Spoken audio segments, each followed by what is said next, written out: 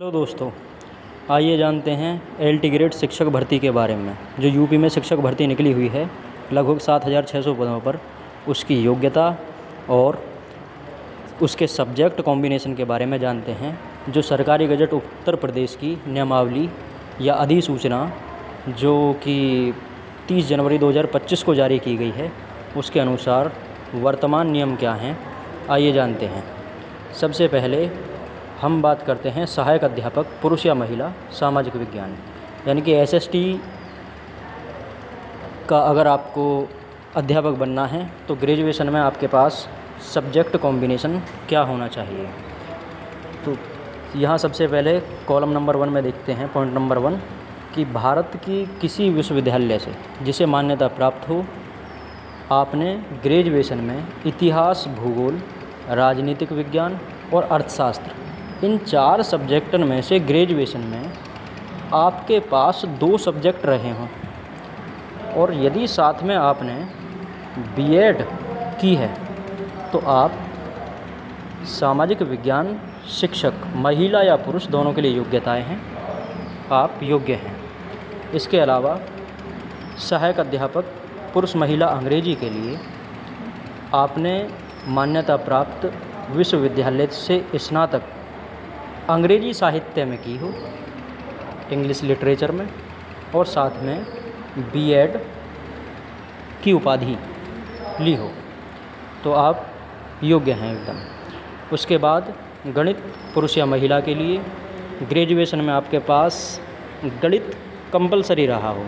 यदि आप गणित ऑनर्स हैं तब भी आप योग्य हैं।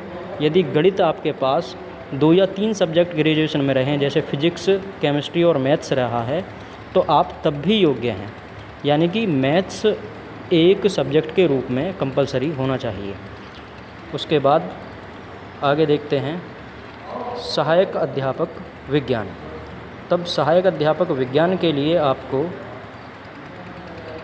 भौतिक और रसायन विज्ञान में ग्रेजुएशन की हो, यानी कि ग्रेजुएशन में आपके पास बीएससी में भौतिक और रसायन विज्ञान, फिजिक्स और केमिस्ट्री रही हो दोनों, और साथ में आपने बीएड किया हो, तो आप बिल्कुल एलिजिबल हैं। उसके अलावा अब देखते हैं हम जीव विज्ञान।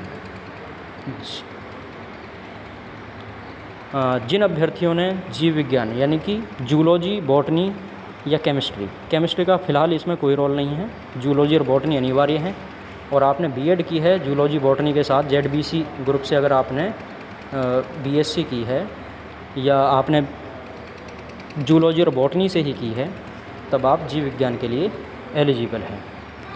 उसके अलावा हिंदी,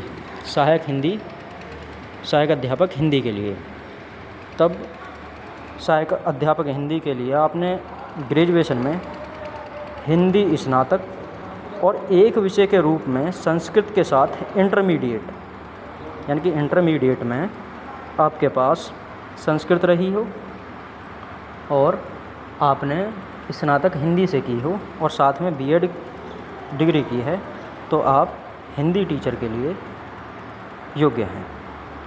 उसके अलावा आगे देखते हैं संस्कृत टीचर के लिए महिला या पुरुष दोनों के लिए योग्यता है कि यदि आपने संस्कृत के साथ स्नातक की है, संस्कृत के साथ यदि आपने स्नातक की है तो और साथ में बीएड की है, तो आप संस्कृत के लिए एलिजिबल हैं एकदम। इसके बाद देखते हैं उर्दू के लिए। आपने उर्दू के साथ आपने ग्रेजुएशन की हो, उर्दू के साथ स्नातक की उपाधि और साथ में बीएड, तो आप उर्दू महिला हो या पुरुष दोनों ही एलिजिबल हैं। फिर फ़ारसी के लिए आपने स्नातक की उपाधि फ़ारसी से ली हो और साथ में बीएड हो। इसके अलावा अरबी के लिए, इसके लिए भी सेम है, स्नातक अरबी के साथ और साथ में बीएड, तब आप एलिजिबल हैं।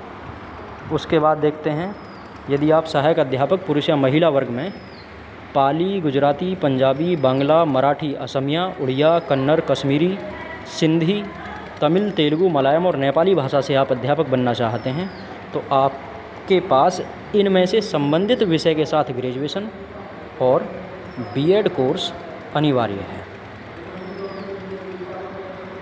इसके अलावा यदि आप कला से, आर्ट से टीचर बनना चाहते हैं तो आपके पास कला के साथ स्नातक की उपाधि हो, अथवा यानी कि कला के साथ स्नातक की उपाधि हो, साथ में बीएड हो, अथवा आपने BFA यानी कि किसी ललित कला अकादमी से आपने स्नातक किया हो, और तब भी आप बन सकते हैं। इसमें बीएड को अधिमानी अर्हता दिया गया है। अधिमानी अर्हता का मतलब है कि यदि एक आदमी ऐसा है जिसके पास सिर्फ BFA की डिग्री है, बीएड नहीं है, तो योग्य तो हो जाएगा, लेकिन एक आदमी ऐसा जिसके पास BFA की डिग्री है और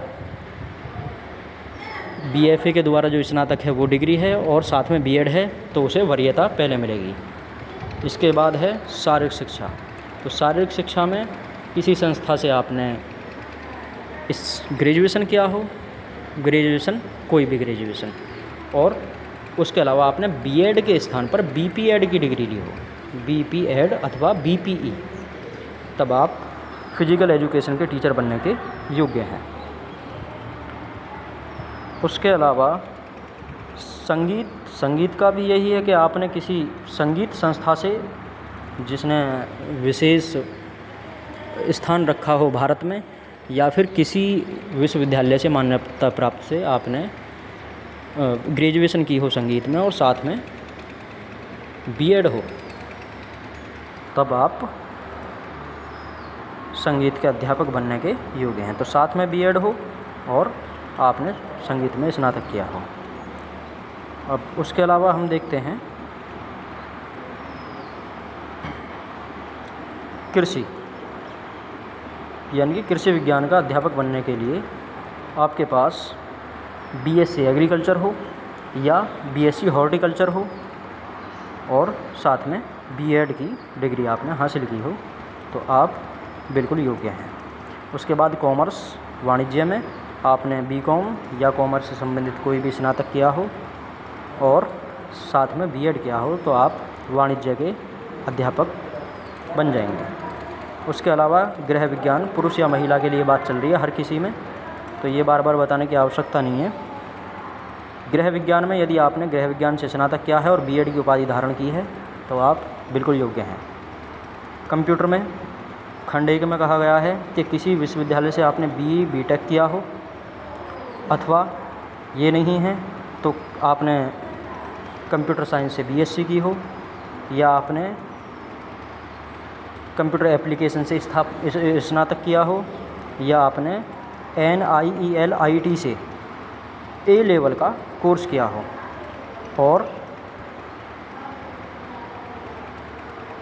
और इसके अलावा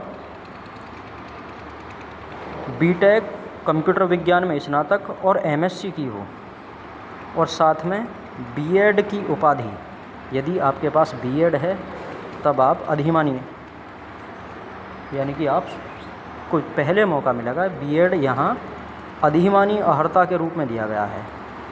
इसका मतलब कि यदि आपके पास बीएड नहीं भी है तब भी आप योग्य हो सकते हैं, और यदि आपके पास बीएड है तब आपको वरीयता दी जाएगी। मानव विज्ञान में आपने मानव विज्ञान में स्नातक किया हो और साथ में बीएड किया हो, तो आप योग्य हैं। उसके अलावा महिला सिलाई में और महिला या पुरुष सिलाई में, तब आपने फैशन डिज़ाइनिंग में स्नातक किया हो और भारत के किसी NCTE द्वारा मान्यता दिए गए कॉलेज से आपने बीएड किया हो, तो आप बिल्कुल योग्य हैं सहायक अध्यापक पुरुष या महिला वर्ग में सिलाई के लिए। अगर जानकारी अच्छी लगी हो, LT ग्रेड से संबंधित अन्य जानकारी लेनी हो, तो चैनल को सब्सक्राइब कीजिए, फॉलो कीजिए, और मिलते हैं अगली वीडियो में जहां इसके बारे में और जानकारियां दी जाएंगी। Thank you.